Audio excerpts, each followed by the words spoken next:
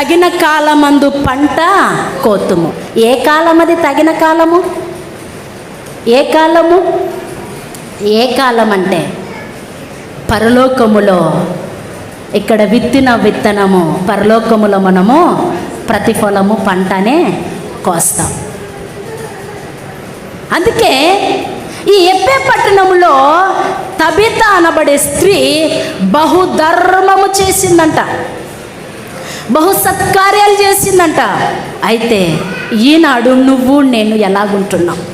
కూడి వచ్చిన బిడ్డలందరూ కానీ, బయట మైక్ ద్వారా వింటున్న వాళ్ళు కానీ, లేదా యూట్యూబ్లో చాలామంది ఏం చేస్తున్నారు? వాక్యాలు వింటున్నారు. రకరకాల వాక్యాలు వచ్చేసాయి ఇప్పుడు కదా, రకరకాల వాక్యములు, రకరకాల బోధకులు వచ్చేసారు.